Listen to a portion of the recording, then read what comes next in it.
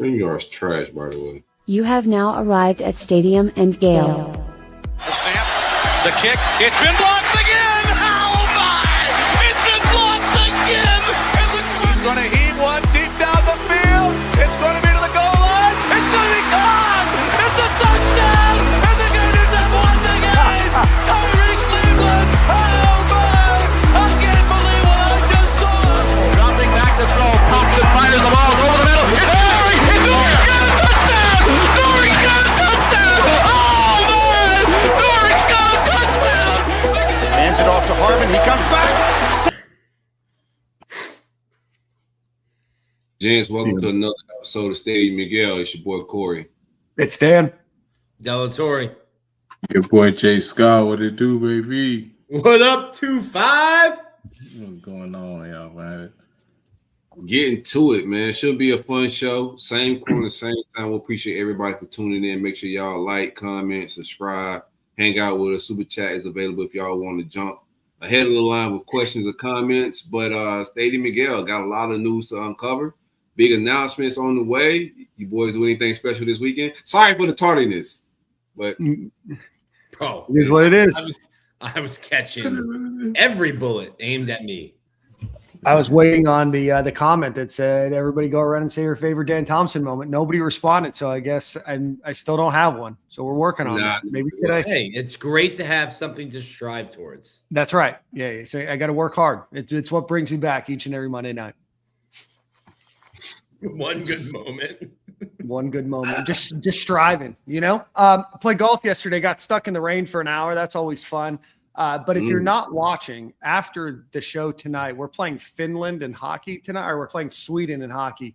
But Same if thing. you didn't watch the Four Nations hockey tournament, U.S. versus Canada on Saturday night, you missed some absolutely elite TV sports watching.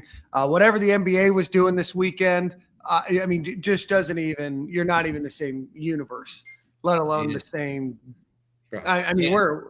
I haven't seen this level of joy on Dan's face since Florida beat Oklahoma. Look at Dan's just giddy. Yeah, I'm giddy. Jordan, Corey, you guys tuned into the hockey this weekend. so I went Carolina. on Saturday for Valentine's Day, right? Instead of Friday, trying to beat the crowd. That doesn't work anymore, by the way. You know, scrap that whole idea, fellas. Just go out on Valentine's Day because the secret is out about Saturday. It don't You work. got to go on like Tuesday. Yeah. The Thursday, the February 13th, you might as well call that Valentine's Day too. Yeah. The People going 13th and a day the 15th is off the records, bro. You cannot do that, man. But stepped out Saturday night with the wife. We sitting in a little speakeasy. The vibes is good. And then she look over to the left, and there's two white boys fighting on ice, man. Yeah. Yeah. There was three fights in the first 9 seconds of the game. I was talking to Nick. Some of it's some off-season square up. A little bit is fighting for your country, and we don't get the chance to do this very often. You know, NHL Olympics is very different, or hockey in the Olympics is very different than this Four Nations tournament. So whatever Gary Bettman did to put this together, they need to keep doing. I think they said they want to do it every other year. So it's an incredible thing to watch. There's a very strong chance the U.S. will play Canada again on Thursday. And that'll be must-watch TV. I know this isn't a hockey podcast, but because I didn't play football, I gotta throw it in there. Hey, man, Drake taking L's, Canada taking L's, like USA, baby. You know what I'm saying? Somebody in the comments said Dan hairline moments is greater than Dan moments, man. That's crazy. Your hairline takes trades, bro. Yeah, you know, it is what it is, you know. To not distract this podcast, I started wearing a hat. Because when I don't wear a hat, it's like Kendrick Lamar and I'm Drake in the chat. You know what I mean? Yeah, 100%. Oh man, we got a lot to talk about. I hope everybody did have a good weekend. Great Valentine's Day weekend. But let's get into the show. Corey, let's do a Brunt ad read. Then we got a lot to talk about. One time for the great folks at Brunt Insurance and Financial Services, they're powering everything we got going over here at Stadium Miguel.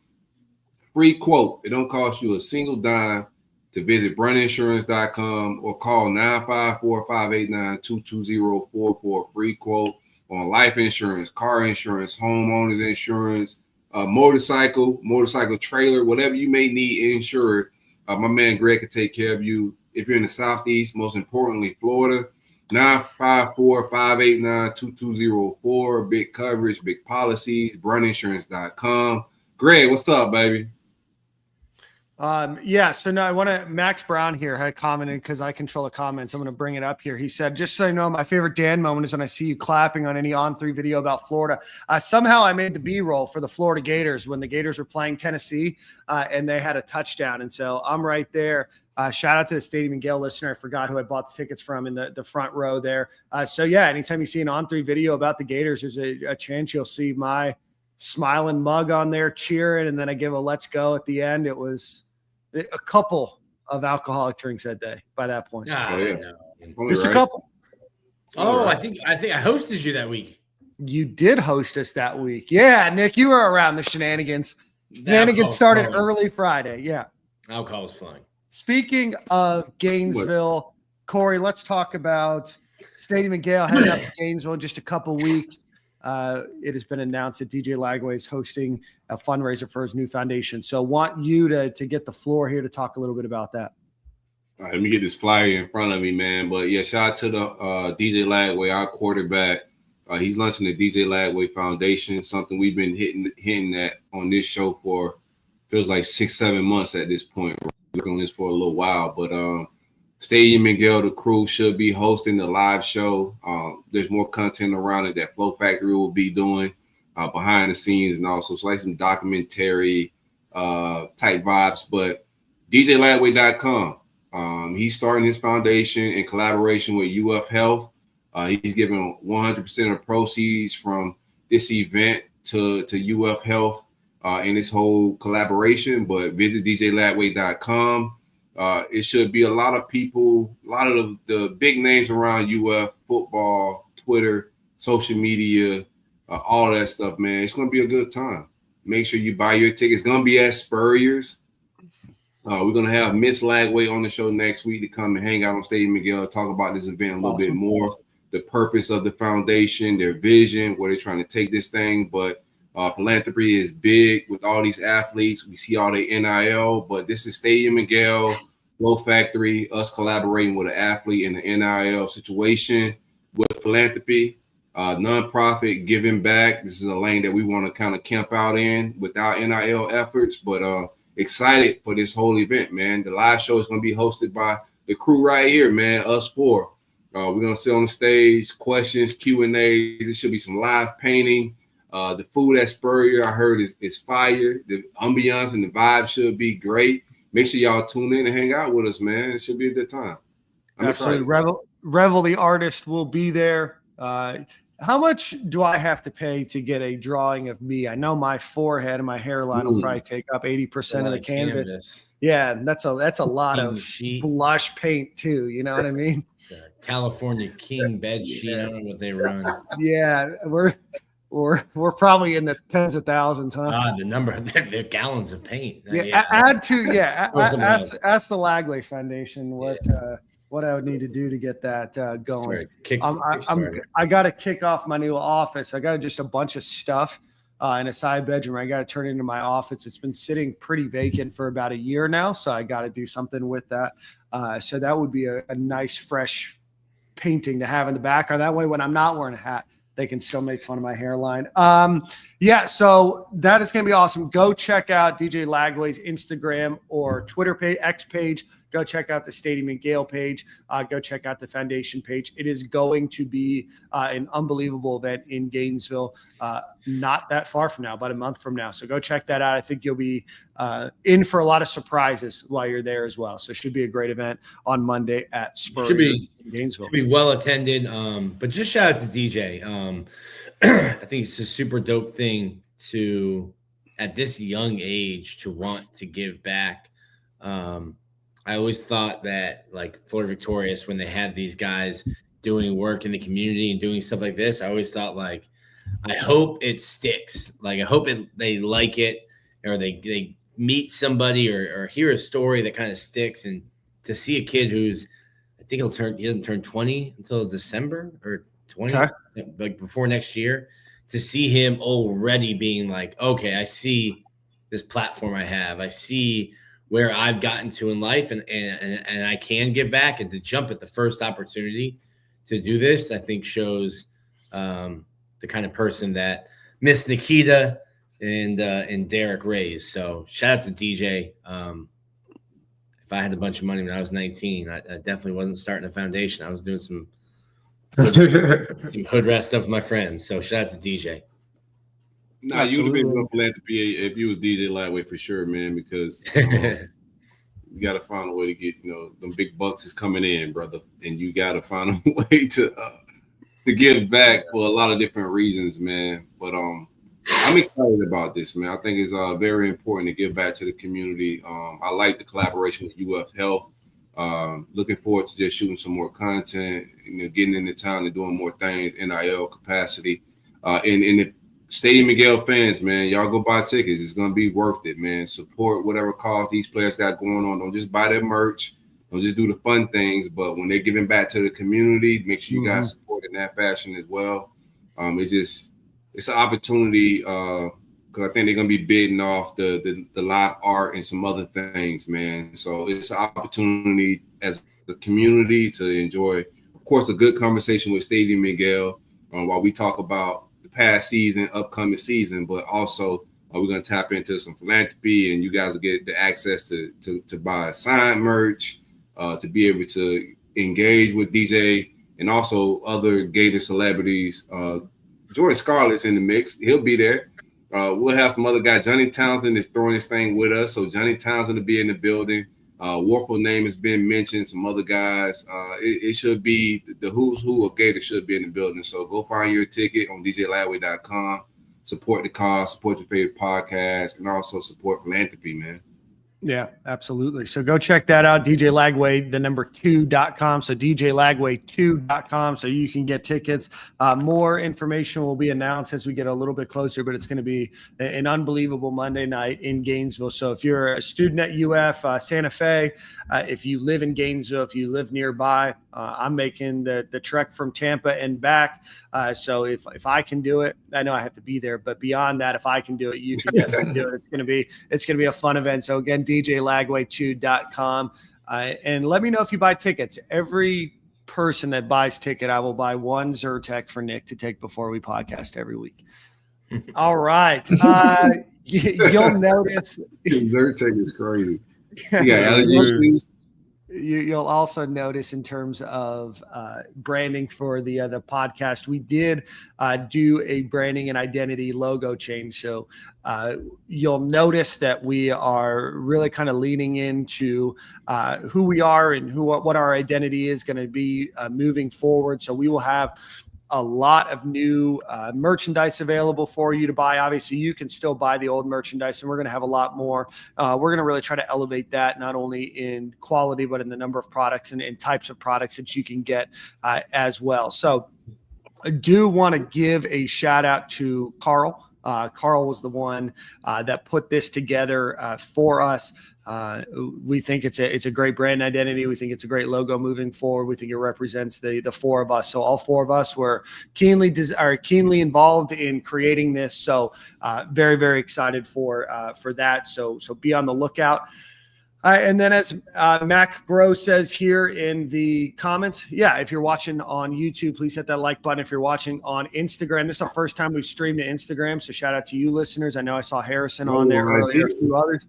Few others there, and then if you're on X as well, so go share that with your friends.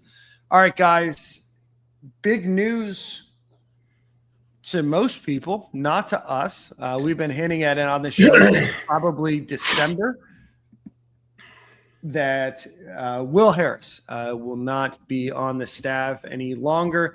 It was announced that he is going to, at least for now, the University of Miami, but allegations, right? So Will has hit my DM and told me he's going to the NFL, man. So very good.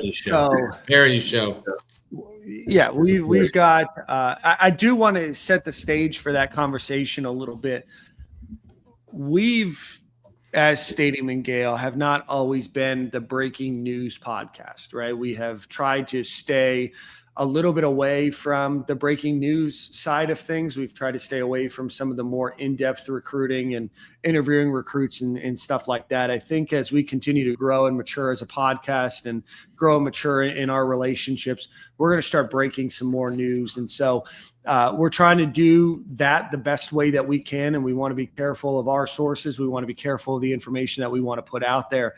But when we talked about Will Harris and we talked about some of the coaches on this staff not necessarily being all that pleased, it wasn't just conjecture. This is us talking to people, having an understanding of the culture around the program, and who we're talking to about this information is pretty solid and pretty solidified. So we want to make sure that when we bring information to the show, it's something you can believe, but we also want to let you know that is things that you're going to start hearing more of. So Will Harris left the University of Florida on Friday or Thursday, I guess. We can dive into it a little bit more here, but Corey, Nick, Jordan, want to get your thoughts. Well, first off, Corey blew my scoop. Had my story scheduled to run Monday morning. Next thing I know, I look up, I'm like, dang. I know you corporate boys had to wait for like your like the proper channels. You know what I'm saying? I'm not corporate, so I could just go ahead and I can't get fired by anybody but Dan. Like we can't. I mean, theoretically, Dan can drop the hammer. So, Dan, we just get mad at each other. drop We the get hammer. fired.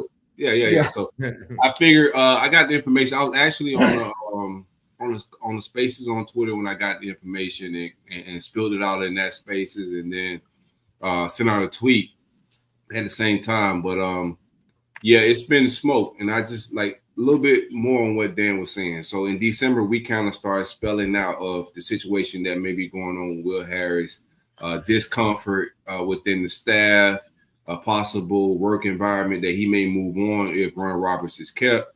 And it kind of played out.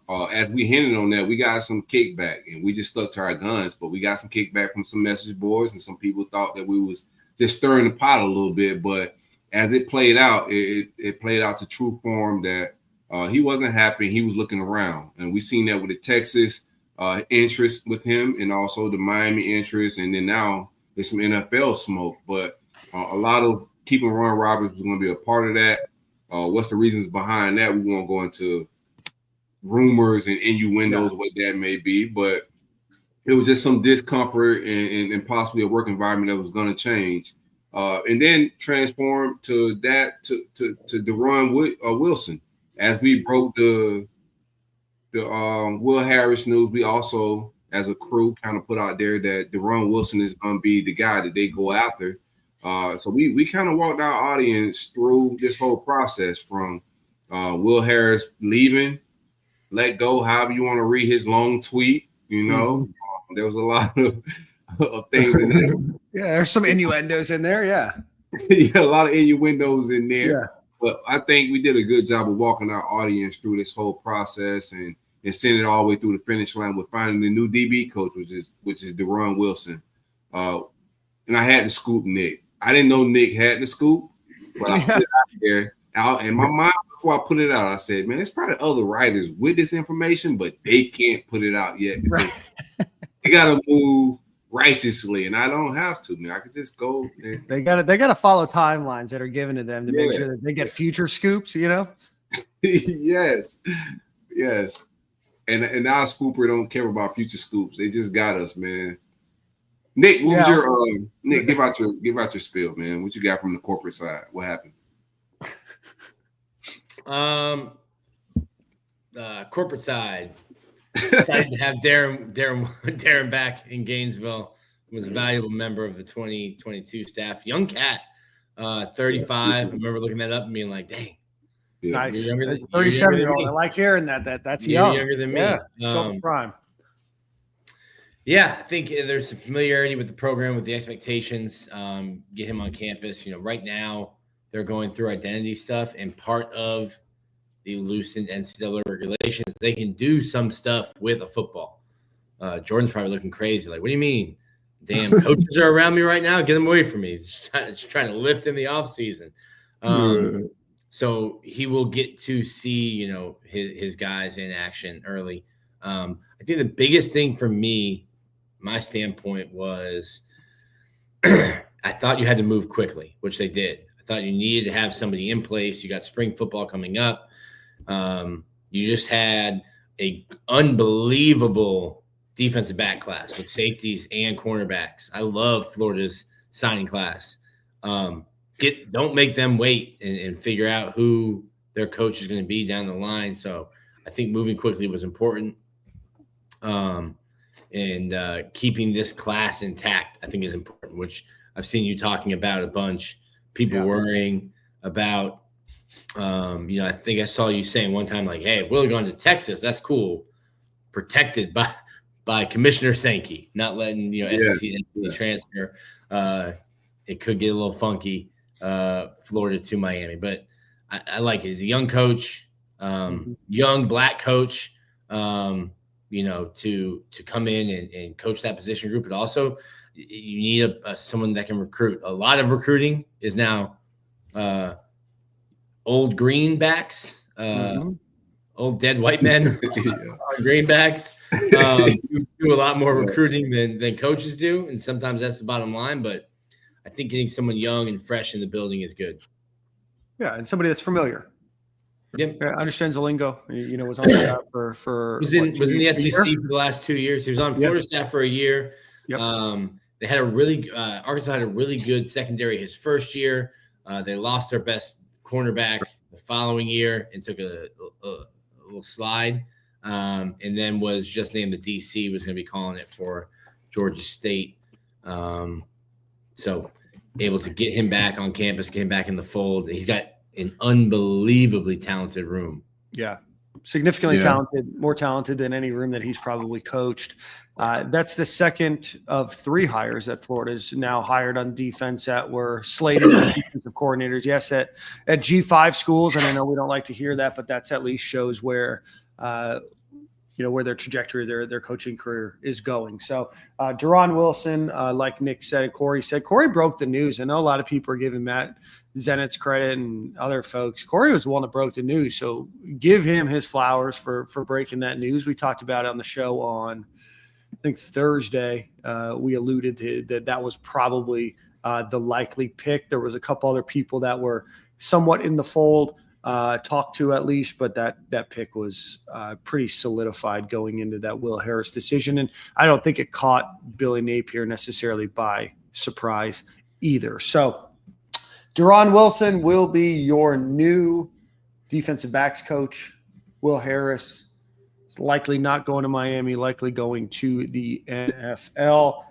So that's where we sit. Any final thoughts on Deron Wilson or Will Harris before we get out of here? Yeah, man, I think that basically I kind of like when Nick said that he's a young quarterback. I mean, a young DB coach. So, like, it's good to have that energy around the young guys. You feel me? He can basically get – I feel like the best part about football is having the passion to play for football, like play good ball and play for somebody you love. And if he's bringing that energy every day, the players are going to react off that and kind of just, you know, go with the flow. And I think that'll be good for them boys. And they already know him kind of deal, so – I think it'd be a good thing overall. Yeah, no, I mean, he good pedigree, good playing career when he was in playing SEC football, right? He played at Arkansas?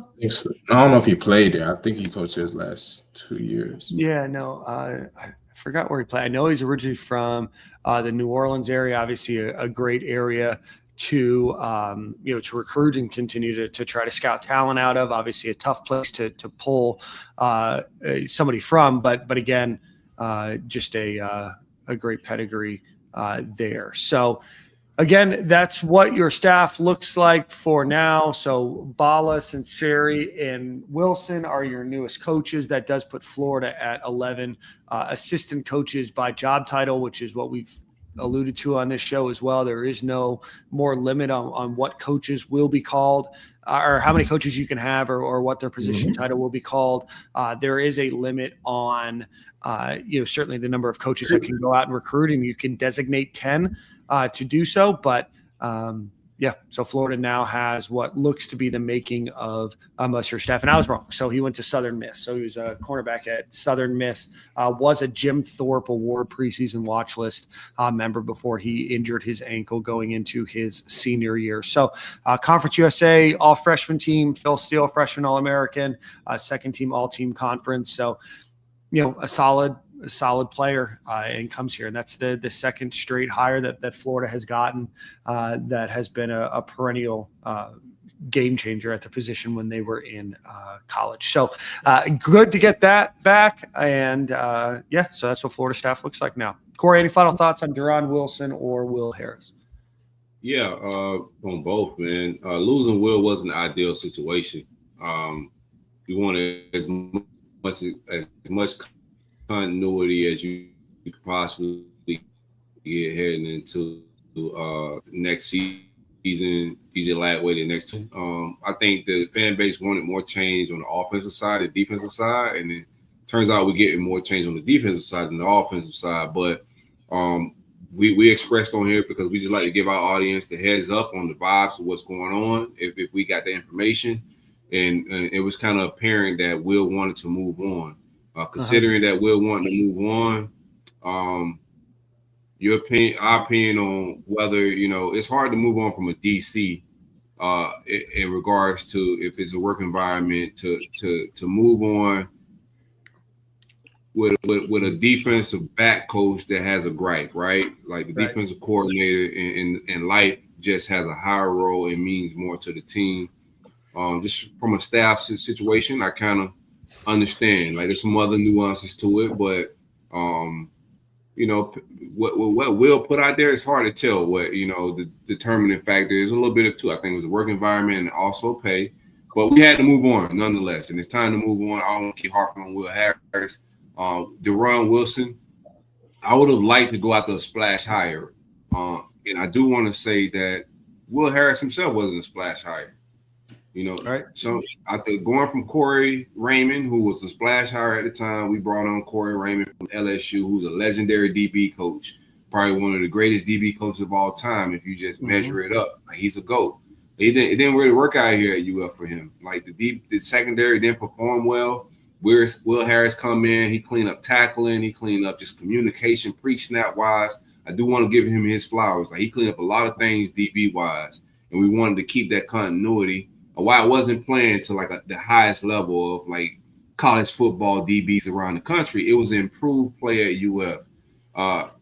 But I look at Deron Wilson's resume, and there's a lot of similarities in their resume. And I think I wanted a splash hire, but that's not what we got. But when you just get to the bones of everything, the foundation of what Billy brought in, I think it's another solid hire. The guy was a defensive coordinator at Georgia State when we poached him. You guys already spoke about his time at Arkansas. He's highly thought of in the coaching world. When I look at clips of him, via social media, YouTube, he fits the bill of a DB coach. I think he's going to recruit well. I don't think there's going to be a drop off with recruiting. I think he'll hold his end of the bargain with that. He'll be on the same level as Will Harris, if not higher. Vinny Sincere is going to be a really good recruiter in my opinion. So I don't think the recruiting drop off is going to be anything whatsoever. What I want to see is the development from the safety position and the cornerback positions. Continue to see these guys tackle well, communicate well, pre-snap. Know their assignment. That part of the football what Will cleaned up, I want to see that continue. Good hire. But I want to see how they continue to develop going further, man. And if Will Harris is not going to Miami, he's going to the NFL, like that makes it even funner, right? I just like that even more that he left and, threw some sprays at Miami so I get my troll back. Yeah, no, absolutely. So, I think the more concerning thing we talked about on Logo Talk on Thursday is just more of the reason why, not necessarily just that he did. We talked about it on the show this time last year, maybe 13 months ago, when Will Harris got hired. You're just not sure. And you kind of hope, and obviously it worked out with Will Harris. The defense, the defensive back room got better last year than the first year or the last couple of years under Corey Raymond. I think Deron Wilson has a good pedigree. I think that he's got is a guy that understands what he's coming into at the University of Florida. I think he's got a potential future, maybe to be a defense coordinator, maybe to be a head coach one day, but we don't know. And to say that this hire is an upgrade or a downgrade is not fair to say today, right? It minimizes them as individuals and coaches, and the amount of research that goes into hiring these coaches. But you just don't know. It's an incomplete grade. That's not to say that it's a worse hire or that it won't potentially be a better hire. It's just incomplete today. So I want to make sure that that's known, and we'll find out. Football practice, I think, starts next week or so. So, we'll start to see. There was a lot of injuries on that team last year, and maybe they stay healthy this year, and that team really overperforms. Is that a Deron Wilson thing? Maybe. Is it an injury? Is it a maturity thing? Maybe. Maybe it doesn't work out. But a lot of times you can hire somebody. We mentioned Corey Raymond. Charlie Weiss didn't work out, and everybody thought that was a home run hire when he got hired based on his pedigree. So we don't know, and I don't think it's fair to say it's a downgrade, because I don't think it is. It's just right now it's unknown. So Nick is struggling with his allergies right now. Yeah. I don't know what's going on. Yeah, you are. The entire internet is hearing you battle losing the battle going on, especially even off camera. So the U.S. is beating Sweden right now, 1-0. Shout out to Team USA Hockey. All right, guys. So that brings us to the end of that segment. We're gonna welcome Valen Lopez here to talk about a little Florida Gators basketball, who's ranked number 2 in the country. Before we do that, let's go visit our friends over at homefieldapparel.com. If you're looking for anything vintage Florida Gator logo, about 25 different options there. They're going to have the baseball pullovers any minute now available for you. So go check out Home Field Apparel. Use promo code Stadium and Gale at checkout, and you get 20% off of your order. Again, homefieldapparel.com, promo code Stadium and Gale. All right. And with that, we welcome Florida Gator superfan, basketball superfan, Valen Lopez to the show. Valen, what's going on, my friend? Not much, man. How y'all doing today? Good. All right, man. So Gators ranked number 2 in the country, beat South Carolina. Hey, hold on. Who are we repping on the shirt? I want a Hampton, bro. Yeah. Oh. Hey, Hampton is cool, but this is a Gator platform, bro. You need to get that out. This is a Gators platform. I came from the gym, man. Look. All right, go change shirts real quick. We got time. So I think since last episode, the Gators beat Auburn on Tuesday by 9, and then beat South Carolina in kind of a scrappy game in the first half, really pulled out a big win there at the end. Rankings came out, like I said, ranked number 2 in the country, did get a first place vote, which was the first time in a long time I've seen the Florida Gators have a 1 or more next to their name playing basketball. So Valen, what's clicking? And you got some injuries. You get Micah back. Team seems like they're destined for late season success here. Yeah, no. To be honest with you, I think the biggest thing that we have going on is our depth across the board. And I think that the biggest thing that I run to and I compare it to is kind of when we move back to 06, 07, and the consistency across the board, especially on the scoring aspect, to have multiple people that are averaging double digits across the board. And we have a lot of people that can affect the game in a bunch of different ways. You can't really beat us one way. Walter Clayton had a tough game against South Carolina. Didn't really play well, but you had Aberdeen that goes for 21, 22 points. Houck goes for 20 points. We're able to rebound the ball. We're long on the front court, and we have explosive guards. So we're really a tough out, especially if we're hitting the threes. It's going to be tough to be able to beat us, especially at home. So with us, the schedule remaining, we got Oklahoma coming up, LSU, Georgia. And those are no game in the SEC is an automatic win, but those are ones that you think that, okay, we're more likely to win those. But you end the season with Texas A&M, Alabama, and Ole Miss, all 3 ranked teams. And I think that that's going to be our telling point in how we're going to catapult ourselves and get the momentum going into the tournament, because it's all about the tournament, you know. SEC tournament is going to be basically a warm-up national tournament, you know, March Madness, because of how good the SEC is as a whole. So, it's going through the SEC, boy. You said what? It's definitely national championship is running through the SEC, in my opinion. Absolutely. But I think that the SEC tournament is going to be a very, very good warm-up session for the national tournament, because you're going to play all of the best teams in a one-game elimination style. You know, obviously we'll have a bye, but you know, I really look. I'm confident in this team. This is the first time that I've been really confident in a basketball team since 2013. So yeah, they're showing a lot of promise. So you just got to keep up the consistency, and we got to stay, you know, obviously healthy, because we have injuries going on right now. That 13-14 team was the one I was gonna bring up, because like Walter Clayton might be like him, like he might be like. He's not going to win a National Player of the Year award because you got now with your injury, he won't. No, because you got Bragg at Duke, and then I think Condon let old boy from Auburn out of his pocket to finish the rest of the season. But like it reminded me of that team, just because like you had Scotty, you had Casey, you had Pat, but it was just like not one guy was bigger than the whole team, and you had Pat diving for a loose ball up 6 to save a ball against Tennessee. I think they were ranked number 1 at the time. And it just seems like, to me, I started making that comparison down the stretch. Like Walt misses a game and somebody else steps up. Kondo misses a game, somebody else steps up. Thomas Howe is playing unbelievably. I saw you were talking on the timeline, like, hey, that's my 6th man of the year. And not to take away from what Denzel Aberdeen is doing, but like the consistency that he's been doing it at. And then, hey, now you're playing big. Now you're not 6 man. Now you're starting. And we need starter minutes and to answer that bell. And it just seems to be, you mentioned it, like they're hard to beat. And it's like, well, they're not even getting good injury luck right now. And you're getting guys in off the bench. You got Urban making threes, big threes that are like putting games on ice late. To me, I was almost questioning, like, hey, they play a pretty tight, like 7-8 rotation. What happens if things start to fall apart, if you get an injury?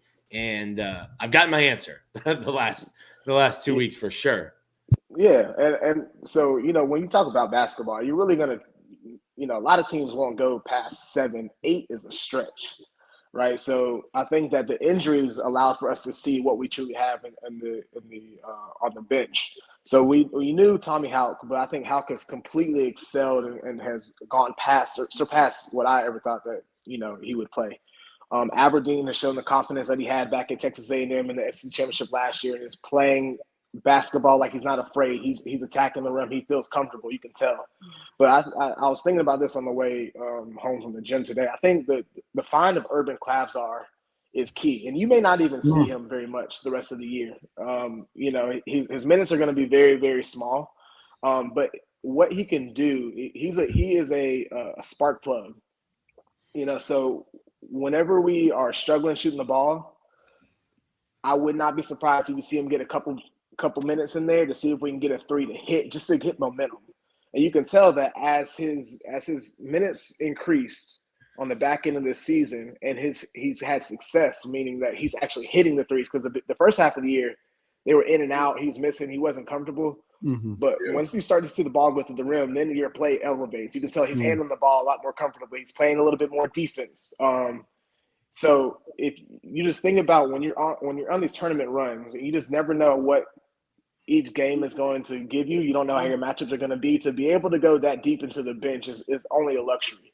Dog, that bench got me like telling generational lies. Aberdeen is an absolute dog, bro. Like players getting injured, like reignited like a few things for me, because I know how starting five, what we can do, and like, you know, winning games, but just seeing that we can go to the bench and not lose no drop off. It might like low key get better, right? Like this is a different, bro. We should be a Final Four team, man, and we're peaking at the right time. No, and you're exactly right. I think the depth makes you very, very confident in what's going on. And if you look at even bringing hand Logden back, right? I don't expect a lot from hand Logden either. You know, you may get, whenever Connor gets back, you may get 10, 15 minutes. You know, that might be pushing it. Don't expect a lot of scoring, but it's another person that can affect the ball at the rim. You know, he's going to protect the rim and can rebound. Mm-hmm. And I think that's our biggest thing, is to be able to continue to rebound and kill people on the boards. When we don't play well on the boards and we don't shoot the three well, that's whenever you typically see us not play as well. But as long as we have the size down there, Condon's going to rebound. Hout's going to rebound. Mm-hmm. I've had my issues with Chinyelu, but Chinyelu has played pretty solid, you know. So to add in the Florida Gator Dennis Rodman, he's good for 6 points, 14 boards, 3 elbows, 2 shoves. Yeah, he's got to get better hands though. He's got to work on that. But other than that, you're right. He 100% he can give you that. But to have a 7'1", which is the tallest player that we have coming off the bench, and he was a starter last year. It's not like we're bringing in somebody that's never played before. He was a starter. So to be able to have that coming off the bench is only a luxury, man. And I think another thing with this team is Todd Golden has done a phenomenal job managing the team, managing the substitutions, but more so importantly, which I think is our biggest success that goes kind of unknown, is our ability to draw up plays out of timeouts. When teams are getting momentum, there's not very many times where we call a timeout and we get the ball coming out of that timeout and we don't get a bucket. And if it's not a bucket, it's a really, really good shot that probably should have got in. We just missed a shot. And that changes the momentum of the game. You know, they go on Auburn. We were up by 20. They come down, they hit a 3, come back down, we turn the ball over, they get a layup. We call a timeout, come out. First thing we do is get a bucket. So now we're back up to 17, and it settles everything down. And, you know, I was there, so the crowd, you know, at that point, like we had momentum. We thought we were running it out, but that was a perfect timeout call and the perfect play coming out of that. And it just changes the momentum, and it changes the confidence of the team whenever you're able to finally get a bucket after not missing any, as we saw with Mike White when we go 15 minutes without a bucket. So Mike's still cooking up those 20-minute droughts. Still, they're doing the same thing. Yeah, same stuff. But one shout out to Mike White. No, always had a fire backdoor lob inbound play. The baseline, the blob. Mike White was good for a blob a game. It's manufactured. You should try to do one of those when the other team's on a 19-0 run. Hey, but the thing, Nick, is that only counts for 2 points. Yeah, but that's why you have to manufacture 30 of those a game. Then that's 60 points. Now we're cooking. I'm confident. Go ahead. No, go ahead. I'm good. No, I was just going to say team is probably 9 or 10, even 10 people deep now, which, you know, from an injury perspective is great. What are some things that Florida needs to do over the next couple of games? Obviously, they need to get Micah back into playing condition. He's going to probably play a little bit more. But what are some things that you're looking for as we round out the rest of this SEC schedule? And, you know, there's probably some teams that are on the weaker side of their schedule this year still left to go, where you can hopefully try out some new things or polish up some things. So what do you want to see them polish up? Yeah, so great point. So right now, obviously, you guys know that the rankings came out, the AP rankings, and obviously the first set of bracketology rankings, which now AP has us at number 2. So these last games are going to be very, very pivotal, especially because we're kind of jockeying with the Duke, the Alabama, in regards to what spot we want to get. We want to get, obviously, the closest place to here. Right. So with us being initially at the 3 seed, it kind of put us out west. Us being the 2 seed will put us back over here on the east side. So for the next 3 games, Oklahoma. Is that LSU, Cleveland? Is that the 2 seed goes to Cleveland? So I don't know exactly where. I haven't looked at that exact spots. I know. I mean, it's a wild year for the SEC to be this dominant. When you look at these like first round host cities, it's like Lexington's one of them. Like Cleveland, like there's going to be there's going to be a really good SEC team traveling thousands of miles. Yeah, right. To be like a 2 seed in a region. Yeah, so we got Atlanta, Indianapolis, San Francisco, and Newark as the kind of head locations here. Okay. Ooh, San Francisco. I guess Todd Golden go back to his stomping grounds a little bit. Right, but obviously the goal is to not have to go out there. So, No. So the top four seeds in the SEC, they're not going to have them all in the same bracket. So that's why whenever they first came out, they had us in the 4 seed going out west, and Tennessee would have taken that 2 seed, but been on the Duke bracket. But now that we're second, we would take the spot closer to here. And to be able to keep that, right, we have to show consistency in the next 3 games. So that means that Oklahoma, LSU, Georgia, they need to be consistent wins. And we have to play better consistently on the defensive end in the first half. That's been our Achilles heel. We come out great in the second half. That second half was a monster. Like, we get busy second half. I ain't gonna lie. Because I remember like first loss of the year. I think it was Missouri? Yeah, no, Kentucky. And then dude from Kentucky had like 19 threes. And you're like, all right, hey, at some point, just tip your hat. And then you go to Missouri, and you're like, well, wait, why is Missouri also shooting lights out from 3? Mm-hmm. And then like all 3 losses, you have these like big stretches where teams, and I'm sure at some point, you know, like in baseball, hey, you just tip your hat to a good pitcher. Yeah. Tip your hat to a guy if he's a bucket that night. But it does seem like that was a theme, like early defensive, whether it's effort or closing out, but digging yourself a hole within the first 15 minutes of a game that you can't dig yourself out of. Yeah, no, you're exactly right. And to me, I have to try to like wreck my brain and remember the other ones, but mostly it's defensive effort. It looks like the defensive scheme is good. The defensive schemes work. You can see like the Mississippi State game, the way that we played them defensively, the way they played Hubbard, especially we can zone in kind of on one person. I think we do really well with that. The issue is that Missouri, the white boy, can't think of his name, he went crazy, you know, hitting from 3. And we're talking about hand in the face. Can't remember his name, huh? Yeah, can't remember his name. It's Black History Month. I don't need to. But no, okay. So no, he went crazy. Brea, and honestly, a couple people from great Kentucky introduction went to the crazy. show, man. Yeah. So being able to start halves off consistently the first half, especially on the defensive end, and then being able to protect home against Texas A&M and then go on the road to Alabama. The Alabama game is going to be a big one. It's going to be a big one. Now, we've had Alabama's number.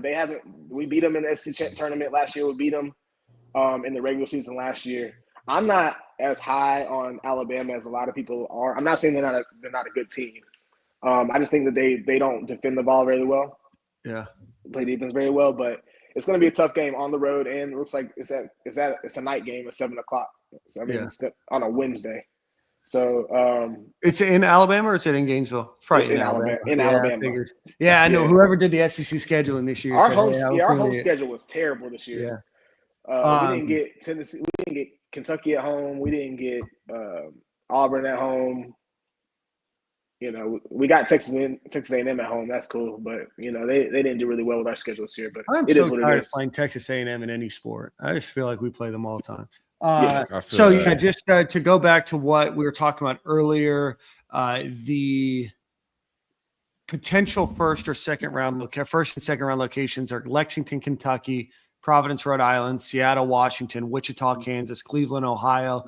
They got to work on some of these spots. Denver and Milwaukee. So outside of Lexington, which would not be necessarily a warm, welcoming environment to the Florida Gators, those are definitely all places that you're going to have to travel. I guess Cleveland is the one that would be the closest for Gator fans, but definitely not a great draw here for first, second round. Oh, I guess Raleigh, North Carolina is first, second round, and then it moves to San Francisco, Newark, Atlanta, or Indianapolis. So, and then keep in mind too that you're talking about Kentucky not being a good drop, like because it's all going to be neutral site, right? So Kentucky themselves will not be playing in there. So I'm very confident in us on a neutral floor, right? Like I'm not.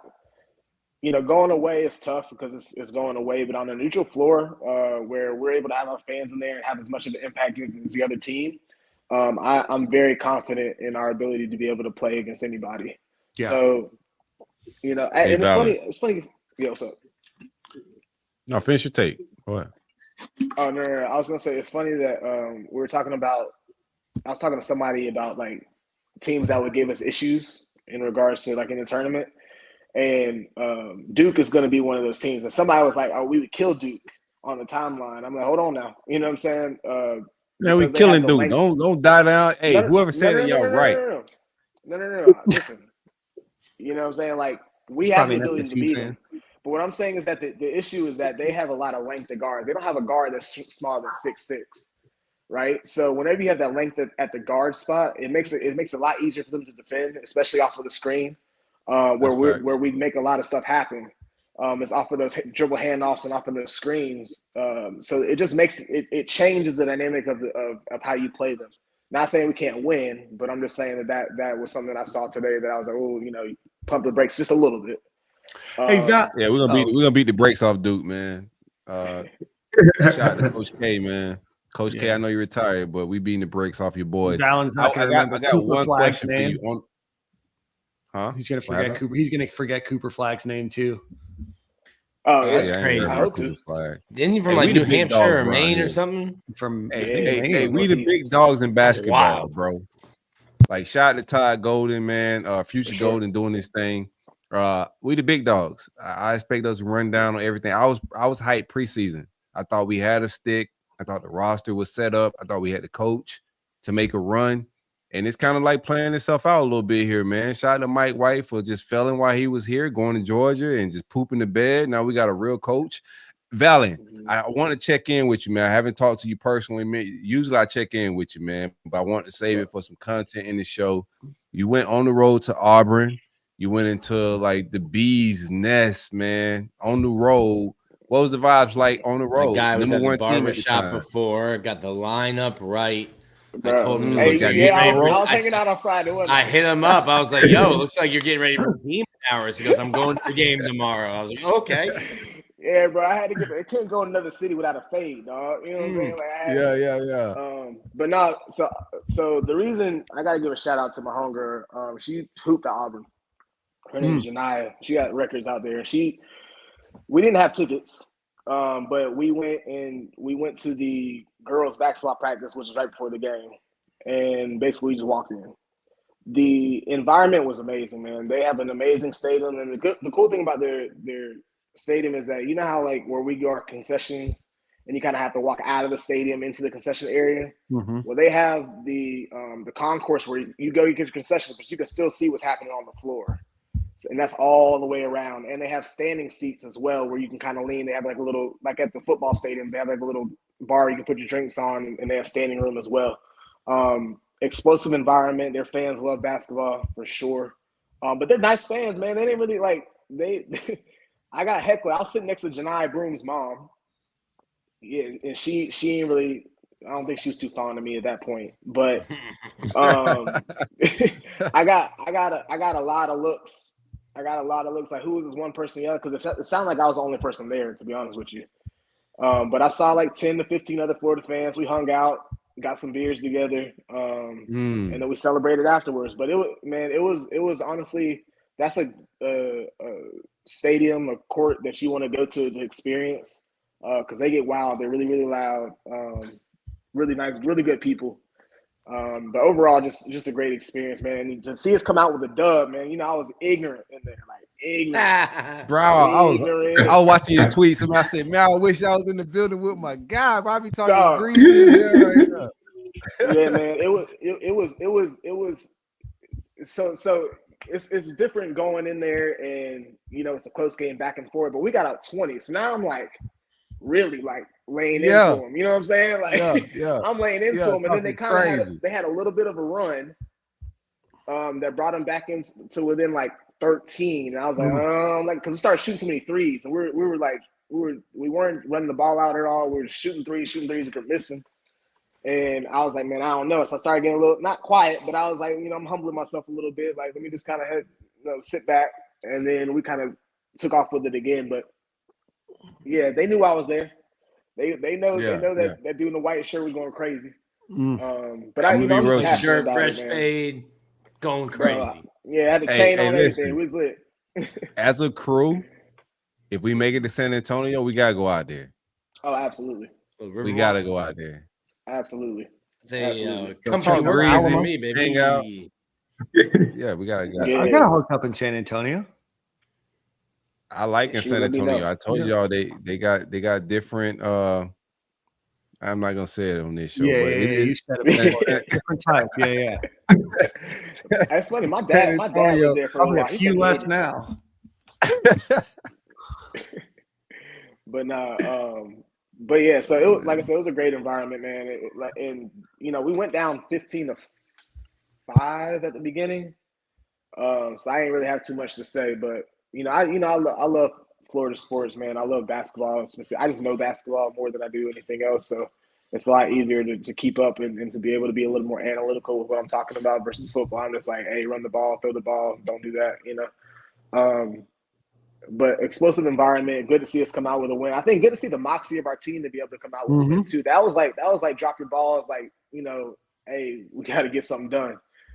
They put the hard hat on and they got it done on physically. I think we beat them up too. So yeah, I was super proud to be there. Had a good time out afterwards. Spent way too much money, but we had a good time. Who has it? That's what a win would do. Hey, listen, man. A win had you spending crazy, man. I'm over Yeah, here. you know how many times I got back to Palm Beach and called my credit card company? Like, I don't know who did that, bro. Yeah, don't check the security. That's crazy tapes, that I they don't know did who that. took They must have had a fun night, wasn't me? Man, they really enjoyed. I shots. wish it was. My You know what I goodness. mean? We cancel all the charges. Yeah, it was wild. It was funny when I was leaving. It was random. I was leaving out, and there's two cheerleaders that were walking in front of me, and she was going to check out her car, and somebody like parked it right next to their car, and I was like, oh, they like almost hit you. She's like, yeah. So her friend was like, it's probably a Florida fan, and I was like, the hell is that supposed to mean? She's like, I'm so sorry. Like, you know what I'm saying? Like, I didn't mean to say that. But like they just like. Said. It's a fun time out there, man. No, it's she a meant fun to time. say she just didn't know you were there. Like I said, fresh fade demon hours. Yeah. I was on my time there, you know what I'm saying? Yeah. But that's not for this family show. No. Yeah. Single family vibes. Single man vibes, man. This is a family show. We're all taken, Valen. Allegedly. Yeah, I'm not. All right, man. We're gonna get you out of here, brother. All right, man. Appreciate you coming on. Let everybody know you're a great follow. You're even better. Hey, real quick, Valen, can you? I've been trying to get these guys below me here to show up February 28th, March 1st, March 2nd, Florida, Miami. Oh, I'm gonna be in. The last time Miami was up here, we've talked about Dan's A+ heckling performance. Yeah, like, all great SEC. Valen was there. I was there. Yes. Valen was there. That's what I'm saying. Yeah. With somebody too. yeah, you were. That's y'all right. Together, Ben Pace was there. Nah, cut her off? We weren't together then. Oh, okay. I see how you sure move. looked like it. Listen, the I see how you fade does move. things Yeah. to people. Hey, Val, I'll tell you what. I don't know. I know you listened to the show a couple weeks ago. He thought you and Vari were the same person. So I just want you to man, that know. was disrespectful. Listen. Racist. There are allegations with no backing of evidence. Dan says it happened on his show. I can't remember. what Y'all look show. alike though. It's just They don't look alike at all. Jeez. No, right, really don't. right now, no. That's- I mean, they're both light skinned, but that's literally Yeah, that's really it. That's But Vari actually cool as hell, man. I hung out with him. The old Miss Solid guy. man, and he had his kid out there, man. We had a great time, dog. Yeah, He's fan a of Vari. solid dude, but we're definitely not the same. Valen's No. good 6 inches taller That's than Vari. That's a whole attorney, man. Shout out to my guy Vari, man. A whole Yeah, 6 and he from Jacksonville. Yeah. I'm from Georgia, so Worse. What's worse? hey, listen, I get heckled all the time being from Georgia, and I'm a Florida fan, so that don't really bother me no more. I'm not sure what's worse. Well, you can follow him at Rico_Suave03 on X. Val, we appreciate you coming back on, my friend, or coming on the show. And we'll talk to you soon, my friend. Yeah, and shout out to y'all for the new logo, man. I like it. Appreciate you. Appreciate it, dog. Yeah, man. I'll holler at y'all, man. All right, brother. Already, man. Yeah, normally Valen would have been cutting up with you, but he was on his P's and Q's that night. Yeah, We don't want to throw the E sign on the podcast platform saying this is an explicit show. You know what I mean? That boy. We He's saying he wasn't in a relationship. Back on and but P-Ron went crazy. I ain't gonna lie to you. I was having to like mentally insert bleeps into P-Ron's, man, but it was good content. Yeah. Valen saying he was single, but he wasn't acting single that night. I'll tell you that. He was not. No. He wasn't. Not. He was canoodling. Give him a Golden Globe. Give him an Oscar. But, no, Nick, we're gonna have to find a different game for me to go to. I'm gonna be up in Boston next weekend. But I definitely want to make it up for a baseball game. Is there one the weekend of the DJ Lagway event? I'm sure. DJ Lagway event is March 10th. Let me pull up. Well, why you do that? So you'd be in long. No, I can come on the weekend. Pause. Oh man, I can make it to Gainesville on the weekend. I'm going to see Shane Gillis that Friday, but outside of that, I'm pretty free that weekend. Anyway, why you event is March 10th? What? Yeah, Monday. Yes. You got the Harvard Crimson will be in town. I can't heckle the guy from Harvard that's about to be an investment banker. He would turn around and be like, your portfolio is weak and not diverse. He doesn't know that. You're right. That's not true. Damn it. Very diverse. I'm heavily invested in Life Wallet. Yeah, it's a sinking ship. Yeah, I did meet somebody at the bar the other day.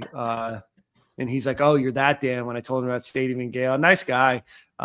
He's like, let's start listening to the show. He's like, "You're hated amongst the Miami fans." I'm like, "Well, obviously, like I knew that. Appreciate the insight." He's like, "You want to know something?" I'm like, "Where are we gonna go now?" He's like, "I hate John Ruiz too." I'm like, "All right, birds of the same feather." All right, let's get into an ad read. All right, go visit our friends over at Game Time Sidekicks. You can get a great cup like this one or the one Nick has.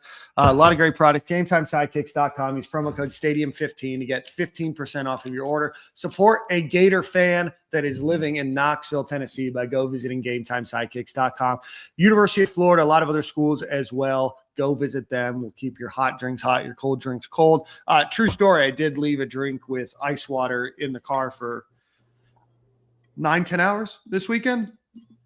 Still had ice in it. So, great product. So again, GameTimeSidekicks.com, promo code Stadium15 at checkout.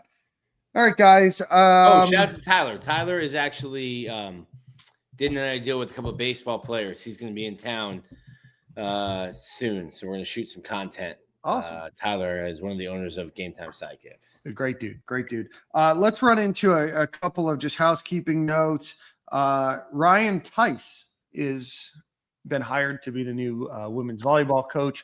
Mary Wise stepped down after 25 illustrious years at the helm.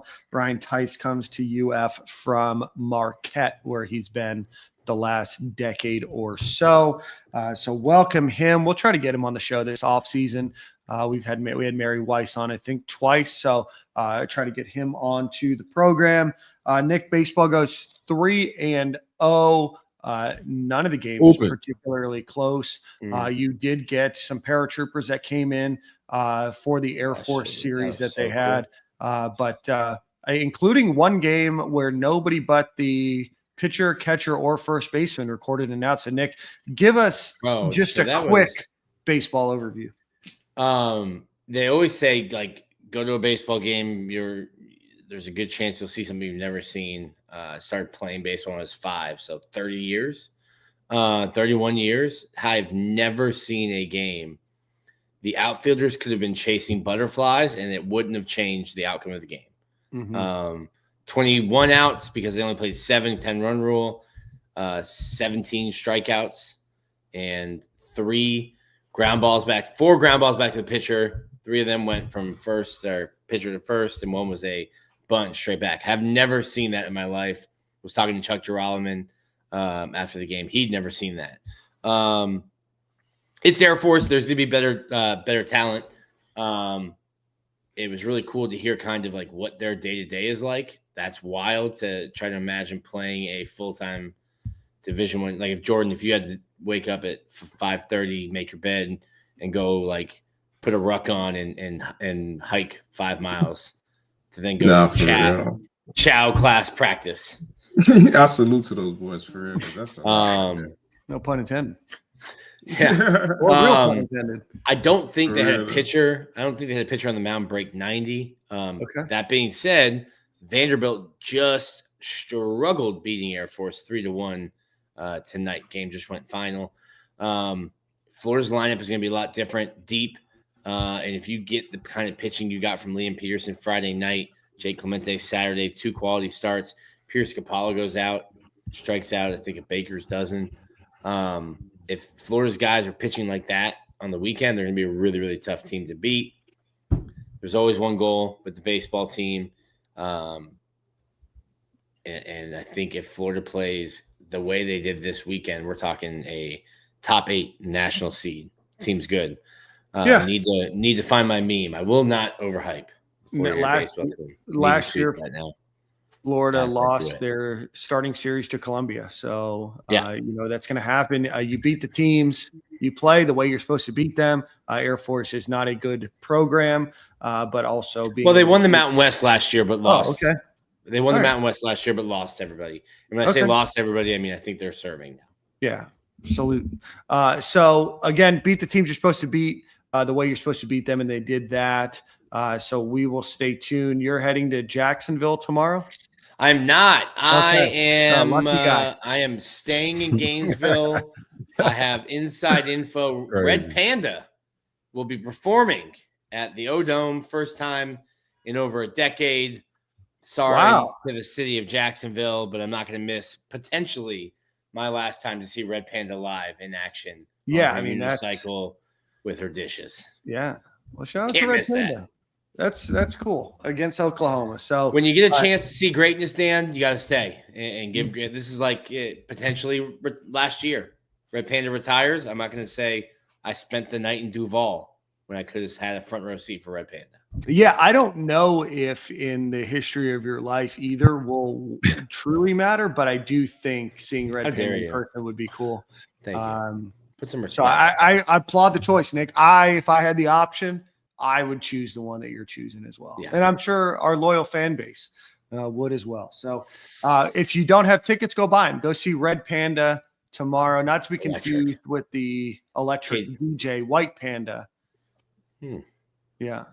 But anyway, softball's 13-1. They lost their first game of the season to number 14 Duke yesterday, in a game that I believe had a couple of different rain delays in it. But they're doing well. And then the men's golf team won the Florida Invitational this weekend. We'll do a better job as kind of the season progresses, giving you guys an update on where other programs are sitting. I know indoor track is going on right now. Outdoor track won't be too long beyond. Obviously, softball is a very good team. Baseball has all the makings of being an illustrious team as well. And in golf, they have one of the best golfers in the country right now as an individual on their program, in their program right now. So go. They should bring you on the coach, bro. What? They should bring you on the coach. No. No? No. The game that they play and the game that I play are very, very different. I don't think pump faking out there a little bit. Yeah, you don't realize how good the PGA guys are until you watch the guys that are on the Corn Ferry that are just nearly as good, maybe a couple strokes around worse. And then that drop from college is not as deep as you might think. And then the drop from the worst college golfer to all time to one of the best, like just casual players, is mountains different. It is such a different game that they play. So as somebody, I thought my friends were good at golf, man. It turns out they're not. So I'm not bad. I can play with anybody. Trying to go low. I had a couple, good rounds recently, a couple tough rounds. That's what separates me from the boys on the golf course. It's a different game. I was playing with my buddy who played in college, and he got mad because we played 18-18. And he had 27 straight pars. He finished the back 9 on Saturday with 9 pars and then had 18 pars. And he was pissed. I'll take that. Meanwhile, I'm like, hey, man, I shot a 112 today, so shut up. No one cares about your 71. But just playing a different game than we're playing. Yeah. No, hey, Jordan, before I get out of here, I don't know if I missed it because, StreamYard don't really, rock with me like that. And I've been in and out a little bit. But what was it like for you when you had the experience? Because you had to get new running back coaches. So what is that experience like for the DBs that have to deal with new DB coaches coming in? Of course, you didn't have transfer portal at the time, but what is that feeling like and the experience like dealing with a coaching change? Yeah, I think for the most part, I think I got blessed in that. I kind of knew the first coach that came to me. I obviously got brought in to Skip, so I liked him off the rip. But when Knox came in, I think I was just so really trying to be bought into whatever Coach Mullen was doing. It was like a whole entire coaching change. Like it wasn't like just one dude just pulled in and out from me. So I think that may play a little bit different part on it. But just overall, I think like just the energy aspect of it. Like Nick mentioned, he's a young guy. He's a young coach. Like I think if he's a young dude coming in there with that energy and he earns his respect from the players, I don't see like any drop off. He's coming into some skill guys. Those dudes are talented all across the board. Like I think everybody at this point, it's no really much feelings involved because, like you mentioned, in transfer portal. So like their loyalty is just as much as the coaches these days, and that like they're getting transfer. They can transfer in and out. Coaches get swapped in and out. I think everybody's motivated for the money now, and they're trying to get paid. So if he can get the message across, like, hey, let's come here and handle business, like on a real inspirational aspect as well, I think they'll be good to go. I really don't see no drop off. At this point, man, shout out to Will Harris. I know you're listening. I appreciate you for going to the NFL because there's a SEC to SEC rule. And like our players can't go. If he would have went to Texas, we were good.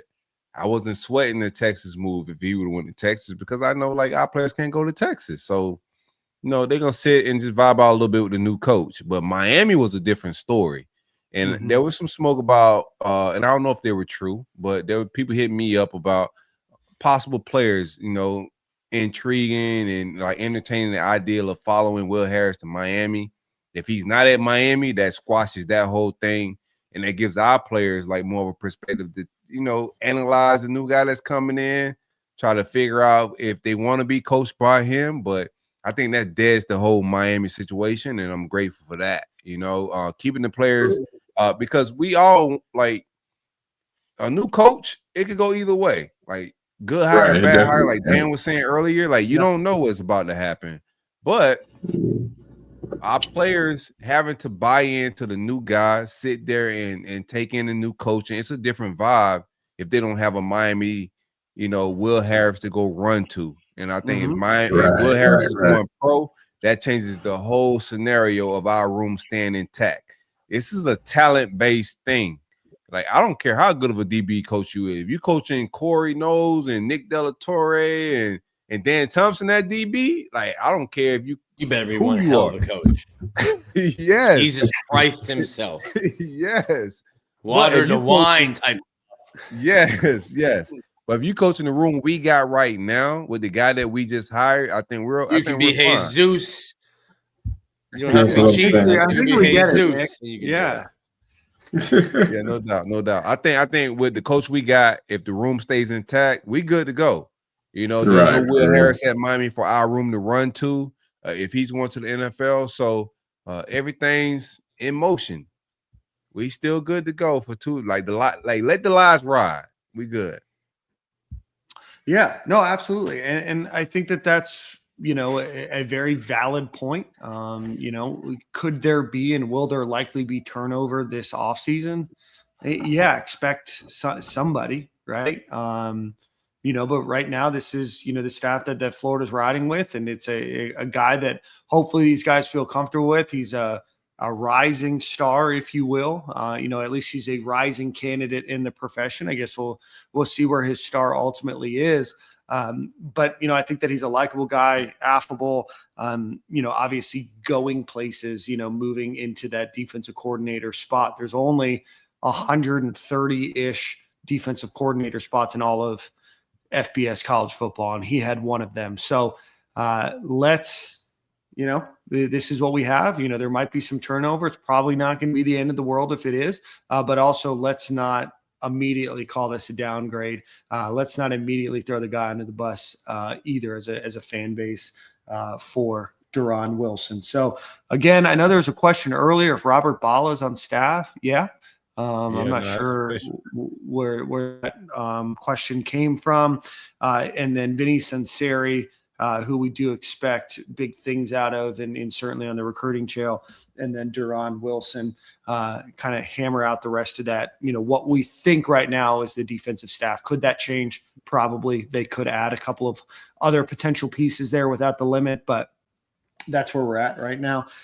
We had also too, like that was a good sell job for Billy Napier and the staff, because Deron wasn't a guy that was just ready to bolt from a defense. It's not hard to become a defensive coordinator as a black man in college football. Like, I don't care where it's at, Georgia State, FCS. It's not easy. Yeah. It's not easy for a black man to become a defensive coordinator. So a guy that he was mulling between leaving that title to become defensive back coach at UF.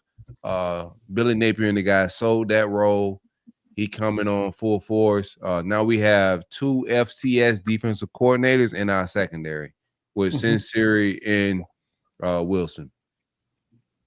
Yeah, it's hard to argue that point. So yeah, that's where we stand. We had a segment idea. You guys want to punt that to next week? Does that work? I mean, it's up to y'all, man. We'll punt it to next week. I think we got some good content today. All right, one time shout out for our friends over at Alumni Hall. Go visit alumnihall.com. Use promo code Stadium and Gale at checkout for the entire month of February and get 20% off of your order. Great time for baseball, softball, volleyball, football, polos for golf, anything that you might want for early Mother's Day, early Father's Day presents, whatever it might be. It's a great opportunity to get 20% off. They don't run this special very often. So if you're looking for anything Florida Gators related, both online or in Gainesville, just use promo code Stadium and Gale at checkout. It's all one word. Get 20% off of your order. All right. With that, I think that brings us to the end of the show. I don't know who has song of the week this week, so I'm going to go with not me. I had it last week. We both probably me. Now, Corey, you had it 2 weeks ago. While I look this up, I want to ask your guys' thoughts on this. I think I know the answer. I saw that Lil Wayne is. I saw a few weeks ago. Lil Wayne's performing here with the Hot Boys and the Big Timers on Friday night. It's called Little Louisiana. Would you guys go to that concert? Yeah, I mean, he's sober right now. It wasn't good. I call him at a Super Bowl sober. LaDainian Thomason, me and him passed. Is he living righteous now, though? I don't know, man. Because we talked about this. We talked about this last week. Jordan He's gotta be living and I righteous. had similar experiences. Yeah. Part of the payment was the frat was rolling him a Ziploc of blunts. So, was not living righteous. Right. Well, I mean, righteous. No. I'm 3 sorry. hours. Marijuana for Wayne is righteous. It's the other stuff that throws him off a little bit. When he's drinking. Yeah, drinking is not liquor we're talking about. Yeah. Purple spray. You like to Sprite Easter pink, right? No, but sober Wayne puts on the show. I call him at the Super Bowl down in Miami, in an intimate setting. It was rain coming down.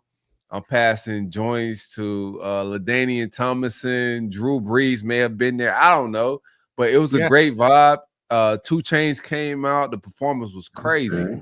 But I've also called Wayne just not in the best of mental health, sobriety, and it was terrible. So it just depends. How do you think Juvenile and BG are going to be? What? They're there too. It's Lil Wayne, Juvenile, BG, Manny Fresh, Birdman. A lot to overcome. I don't think Turk's going to make it, but no, they're not vibing with Turk right now. Yeah, no, I don't think that they were. Yeah, it's gonna be a hell of a time right here in downtown Tampa. It's gonna be a different vibe in downtown Tampa Friday night. So, will you be there in attendance? I won't. At least not yet. I mean, I've seen Lil Wayne 3 times now, and the last time I saw him was in Gainesville at the O-Dome. And if you saw him at the O-Dome, you understand why I don't have him on my check the box again list. I think it was him and Fabulous. Fabulous performed a great show, and then we waited I think an hour and 45 minutes for Wayne to come on because like he had to park his bus off campus because they said that they were going to search him if he came on. I think he did like 15 songs. He did like half of the first verse. He did the chorus maybe. Then he had his hype man kind of sing the rest. And the acoustics in there for a rap concert aren't great. Just I didn't leave saying, you know what? I can't wait for Lil Wayne to come to my city again so I can buy tickets. So great experience. Big fan of Wayne, especially old Wayne. Made a good decision.